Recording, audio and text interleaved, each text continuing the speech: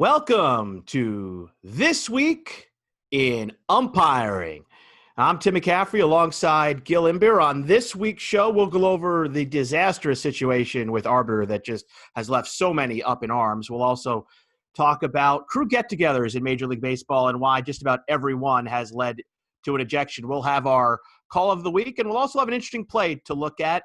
But first, we'd like to thank our partners. First, the OSIP Foundation, where outstanding sportsmanship is paramount. They're a 501c3 company. Jack Furlong and the gang, he runs osipfoundation.org. That's the website, osipfoundation.org. They'd gladly accept a donation, but if you're looking for a little bit more, check out their thank you. Yes, and Jack appreciates them as well. Check out their Officials Anonymous program, where if you have a situation on the field that you just can't get over, contact the OSIP Foundation. They'll set you in the right direction. Also like to thank our newest partner and a burgeoning partnership, to say the least, with Out West Officials and OUTWESTofficials.com. Yes, we have mugs all around.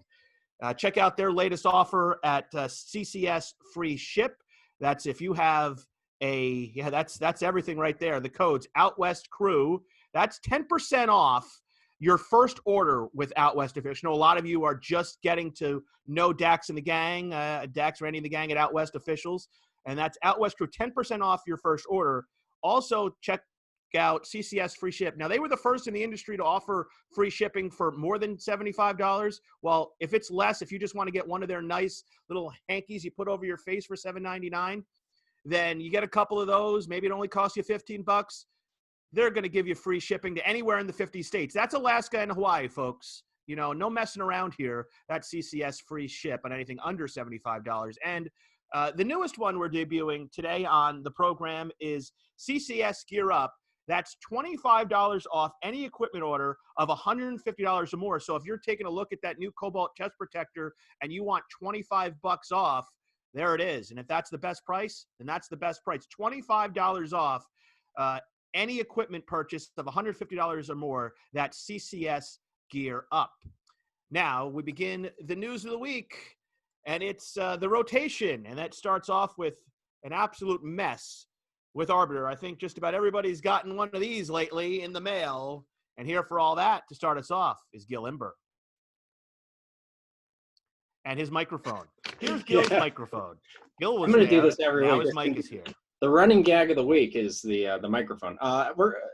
This letter's a mess, but this is the data breach that seems to go around. Everyone gets something like this every so often, and I guess it's Arbiter's turn now to get one of these. And I'm not going to read the whole thing. A lot of you got these in the mail. For those of you that are signed up with Arbiter, essentially they had a data breach, and you might have your personal info being exposed to bad actors, third parties. I mean, this is the cybercrime stuff that I've been studying for a while anyway, but now we actually get to see it before us. In any case, what essentially happens with this is someone hacks in and pulls their database of stuff, and you'll be surprised how, even with encryption and all, it's accessible for these hackers to get your personal information, your address, social security, password, username, all of that. Anything that you put into the site can be retrieved by someone with enough expertise to do so. So they sent out the notice of the data breach, and they said, okay, we had a problem. We think that it's solved, but it might not be. So we're giving you a year, we're offering you a year of Experian Identity Works Credit 3B membership. Now, this is a legitimate offer. I've had this when a school that I've gone to officiate a game has had their own data breach, and they said, well, we don't know if the officials were part of that, but you might have been, so therefore we're offering you this service. It's a legitimate service. You sign up for it. They'll keep an eye on your stuff, and you'll actually be able to see if anyone's trying to do any nefarious things with your identity. So bottom line, data breach happened, go in, change your passwords, do all that stuff, and then do sign up for the Experian. It's not going to require anything. You don't have to pay or anything like that. They're offering it free for a year. It's a credit monitoring service, and you'll be able to see what's going on with your identity. Valuable thing. Bottom line, sign up for Experian, and hopefully Arbiter fixed whatever their problem was.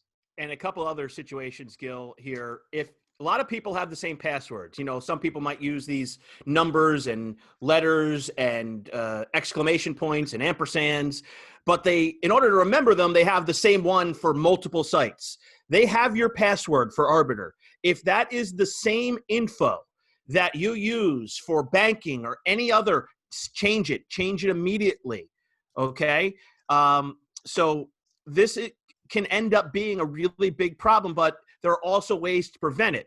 So, you know, preventive umpiring we talk about, this is kind of preventative situation with getting your personal stuff. Anybody's had the situation happen to them in their lives, it is miserable. It takes years seemingly off your life dealing with this stuff. So I cannot impress this upon you enough to go out, take the offer that Arbiter is giving you for free, a year program. It's invaluable. And also, they will monitor stuff. So if something happens, ding, you find out about it. If there's this purchase in Malaysia, you know, and you're not there, they're going to find out about it. Okay. So make sure you take care of that stuff. Back to you, Gil. Yeah. One quick thing I want to add. There was someone who wrote an article about this on Medium, who is another sports official. And again, their stance is they're hacked and it was a preventative failure. A lot of these things are. But you don't know until it's too late, because as Joe West says in one of his famous songs, hindsight is 20/20. But they wrote an article. They said unforgivable failure. So if you're an organization, do not use Arbiter again. And then they go through a whole bunch of technical stuff, security best practices, why Arbiter did things wrong, why this, why that. You'll notice that here at Close Call Sports, we've never asked you for a password. We go through discuss the commenting service. So that if there's ever a breach, it's their fault, not ours. Because honestly, these security things are expensive and they do take time and they are very involved. And there's a lot of cyber encryption security and all of that goes through. But in any case, the point that I want to make is that there are a lot of different perspectives on this. If you are in charge of an association, or if you're an officer, if you're a member, if you're not even an officer, just a member, a dues paying member, you have the right to ask for an investigation within your association and have the conversation within your own network. If it's high school, college, you name it. And you can make an educated decision on yourself. There are articles out there, read the facts, try to figure out what happened, try to get the reassurances that it won't happen again if you do stay with Arbiter. But again, do your own research and sign up for Experian creditor monitoring service. It's a good thing to have. Yeah, and we all can't change our social security card, so you change your passwords. And I'll tell you what, I've said this, and anybody who knows me a long time knows I'm not a big fan of this, social security number everywhere. There's got to be a better way. And I'm not a big fan of but if you want to work college baseball games or, basketball, whatnot, you got to go through this, right? And now it's a disaster, and hopefully none of you are affected, but we're pretty sure some people at some point will be from this problem. Speaking of problems, crew consultations have become a huge problem. One happened last night when most of us were going to bed on Sunday Night Baseball, but one that caught everybody's attention was the disaster in Cincinnati earlier this week, where Dan Bellino was 1, 2, 3 ejections in like 3 seconds at the old ball game at Great American Ballpark, and Gil's voice is in the background. Now, what's going on in these situations? Umpires have been hamstrung. They're handcuffed. Major League Baseball has put out a mandate that umpires are not to eject or warn without crew consultations. So what does that do? If you saw the video in Cincinnati over the weekend, what that does is it lets everybody else know that we're not sure. Now, what I would do right here, based on everything that happened and that reaction from the pitcher, is come out and go, we're done with this. You're warned, it's over. Okay? Or if you're not going to warn, you're going to throw a baseball back, you're going to get a general idea of what's going on in the dugouts. Now, if the Cubs are screaming, you're going to leave me no choice but to warn these teams. I don't like this get-together. If I'm the plate guy, I throw the ball back, and I'm just kind of monitoring the situation. If the Cubs are going nuts, timeout. That's a warning. We're done with it, okay? And David Ross is going to come out, argue warnings, and get ejected later anyway. But so that's what's going to happen. He's going to come out. And the situation, it doesn't look like the umpires are sure. And when you get together and what do you think? I don't know. And in a couple of these, I have to say to them, and we're not going to put a strict focus on it, But if you're getting together with 4 guys and one of the guys' uniform numbers is triple digits, try to include him in the conversation. Don't just let him stand there. He is an umpire. He's probably umpired for 10 years. So we saw a little bit of that this weekend, and that kind of bothered me, but I'm going to throw that out there. So in this spot, it's just, and Dan Merzell is here, and you talk about a situation where you just are totally learning at the big league level with Nick Lentz, Angel Hernandez, and Danny Bellino. But the warnings were issued. Manager David Ross was ejected, as long was an assistant coach who has gotten suspended. And here's Joey Votto again. Nice tribute to Jackie Robinson losing your mind. I mean, every time Joey Votto gets ejected, I've never seen him this angry before. The guy blows up like twice a year, and now to come to think of it, that was always like Tom Brenneman defending Joey Votto. And I just think it's indefensible. He causes issues all the time. And in this spot, Angel Hernandez, once you get it calm, Rizzo starts talking again. Bellino's got it. Now Angel's trying to get David Bell. And then the dugout just empties. And this is where Major League Baseball needs to start suspending guys for a long time. And we'll just be quiet. And Votto and Rizzo are buddies, but not right now. This is what I really find nice. I mean, not nice, but what I find notable about this one is you look at the umpires, look at Angels Hernandez specifically. He wants to get this game moving. He wants to just decisively do this and, go in there and say, this is what's going to happen. This is what we're doing. And then we're getting the game back on the road. You can't do that with a crew consultation. The whole point of the crew consultation is slow down. And that's sort of the antithesis of being a deliberate umpire in these situations, because what ends up happening is when you're doing a conference, you hit pause. And when you hit pause, and this is more of a basketball thing, when you hit pause, you give everyone more time to stew in whatever they're doing. And quite frankly, these aren't the people, the baseball players, and maybe not even the coaches. These aren't the people that are going to take a step back and reflect on their emotions and figure out how to maturely and responsibly react to things. They're just going to stew themselves into a rumination that leads to action that is not helpful. This is not a situation where we're having a big emotionally healthy conversation about what's going on. All you're doing is you're allowing them to come up with new reasons that they should get mad at someone because they really don't know how to better express themselves. And if you didn't have the crew consult, if you were just as a plate umpire able to say time, warning, warning, warning, or ejection, or nothing if you deemed that the pitch was not intentional, that would be different. But the problem is you want the crew to get together so often, and we are now up to 6 ejections in a row that have been immediately preceded by a crew consultation, because we had the Reds, the first crew consult that led to the warnings, and then the Cubs got ejected for that. And then the crew consultation that led to nothing after the pitch that was above the head, but over the plate, which is very notable. It did not merit a warning, did not merit an ejection because it wasn't intentionally thrown at the batter.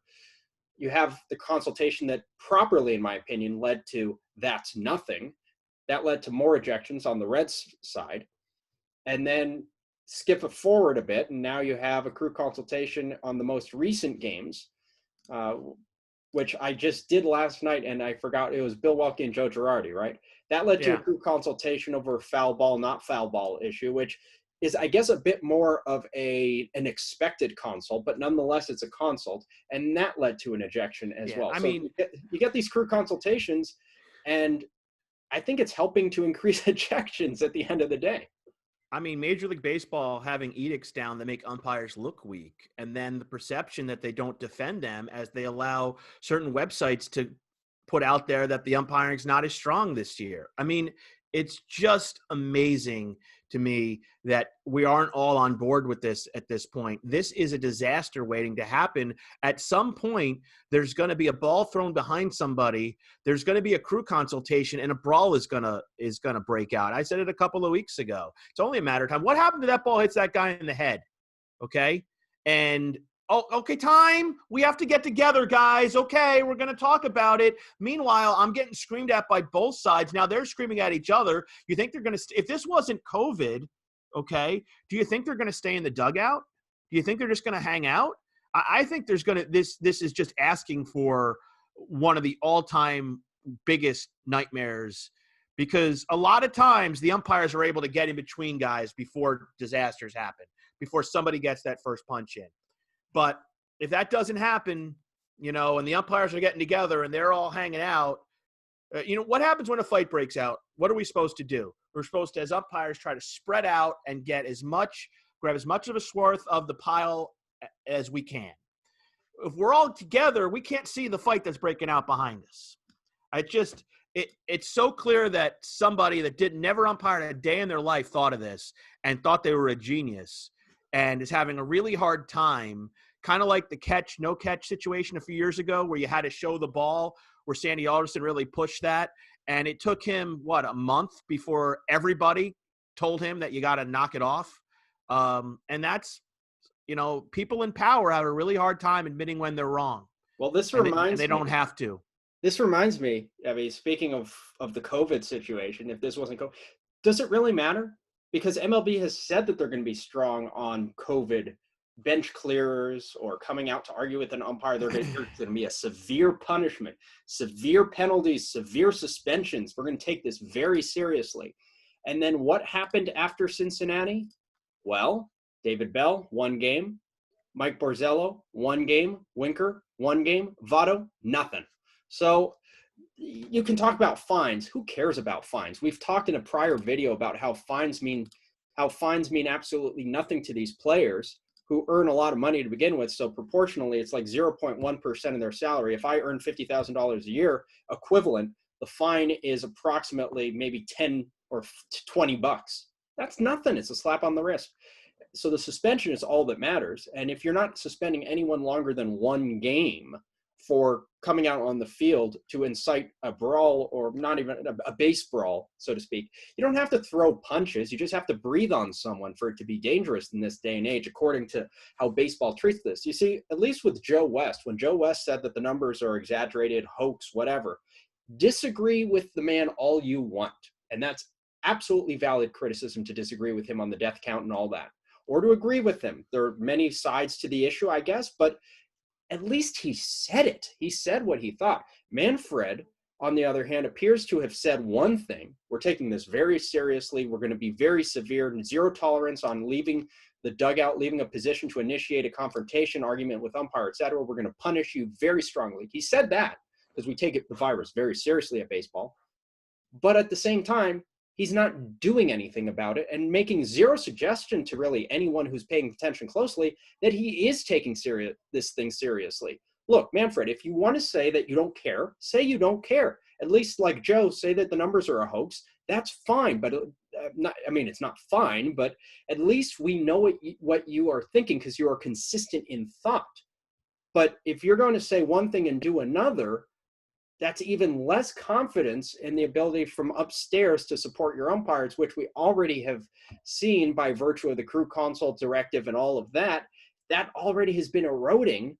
And for instance, I look at the Cincinnati game, Angel Hernandez, again, trending on Twitter. I'm like, he was the least other than the triple digit, he was the least involved umpire in the whole thing. He was trying to get the game moving. He wasn't trying to insert himself, because people always say inserting yourself into the game. If you have a problem there, and therefore it's his fault. If you have a problem with the way that Angel Hernandez handled that situation, you may be the problem.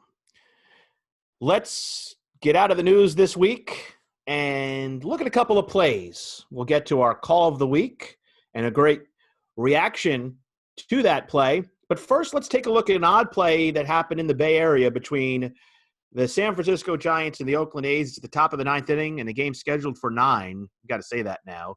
Mike Belinsky, the plate umpire, and the pitch coming in. Those orange uniforms. Best broadcast crew in America, I think, San Francisco. So we have a ground ball to first base, runner on first, 1 out. And there is the first baseman, looks like he's going to go tag first base. And he does it. Even the person keeping score, look at the top of the screen. It says 1 out. Even the person keeping score thinks he got the second out, because they flip the second out in a moment, and the throw goes to second base and safe at second base.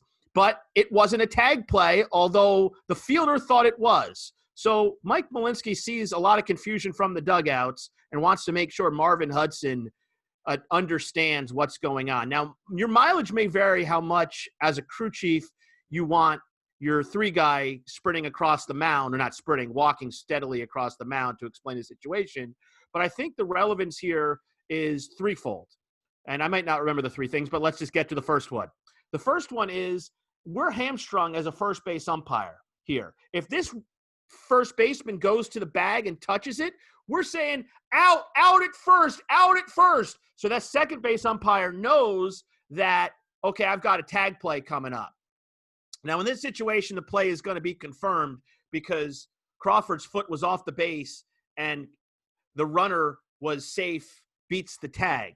So that situation gets explained to Gabe Kapler, who decides to challenge the play anyway. But Marvin Hudson had a safe off the base and beat the play on the tag anyway. So it's a complicated play. So for the first base umpire in this situation, he can't really do anything. So he just says nothing. So your hope is that the second base umpire knows it's a force. But if he doesn't, we can't scream out, it's a force, Marvin. Like, we can't do that. That's not something we're going to do. We have to hope that he does, and that we'd correct it if something different happened. There's a play earlier this week where an umpire forgot it was a force play, thought it was a tag play, and it was corrected. So those plays are correctable. Still ticks off the dugouts for whatever reason. Even when you get the calls right, for whatever reason, and a crew get together, it bothers people. But in that situation, it's not the worst idea to, get together on it. Maybe not in that manner, but just to make sure everybody knows that play isn't going to end up in all likelihood being challenged anyway, especially with that game. Thought you guys might like that play from a teachable standpoint briefly. Now let's get to the call of the week. And our call of the week is, it's a chain reaction. Jeremy Riak is our plate umpire, and we have pause it right here, Gil. So we have 1 out and in the bottom of the 8th inning, and we have a runner on first base, which is just off the screen. And we're going to have a ball that's hit to left center field, bless you, Gil, and it's going to cause the third base umpire to go out. So this is a go out on a potential home run, not home run. So pause it right here. Well, actually, keep going for just a second and pause it right now. So you can possibly see that Jeremy Riak is coming back to the plate. Well, we'll have more on that in a second, because this is our call of the week right here as we show the tag and the absolute fantastic. He's out because his leg's up in the air and his back foot is not on the base, or not on the plate. So Riak goes to third base. It's a rotation situation. Depending on the crew, this could be a slide rotation where the first base umpire comes in. But right there, pause it. We have the second base umpire who is standing at second base and the first base umpire who's standing at first base. Now, no matter what it is, whether it's a slide or rotation, we are the most likely person to be able to get back to that base. We have to fill the spot. So we filled third base. Now we got to fill home plate. They say youth is wasted on the young, Gil, but how about this? He's only going about 3/4 speed, but he's still able to take. Now, you'll notice he gets a couple of steps back right away. Riak. His first step, he opens up, but then he also gains a little bit of ground backwards. So he's a little deeper so he doesn't get caught up on the play. And he still is able to get nearly still on this play and make an unbelievable call. This is our call of the week. Special thanks to the guys at UTD Umpires who sent this play our way and also used this play for a teachable of their own this week. If you're not following UTD Umpires, do it. They're a private group, but UTD Umpires, it's run by a great group of guys, and it is absolutely fantastic if you're trying to learn about the game, the plays that they post Monday through Friday, every day of the week. So congratulations with the awesome reaction. Jeremy Riak, you have our call of the week. This was a fantastic play. I just like to see the athleticism of the umpires, and who says that umpires don't have to move. This shows you more than anything else that it's very important to position adjust no matter where you are on the diamond or anywhere else, because even if it's a 4 where every person has their own base, there's always a situation, except if you're in the postseason with 6. And even if you are in the postseason with 6, there's always a situation where you might have to fill in at a base and still get back to your own. Well, and what has become a tradition of this show, and we skipped this last week as we had John Onavito on, let's congratulate the most recent Major League Baseball debuts. Dan, and again, as always, Gil, please correct me if I'm wrong.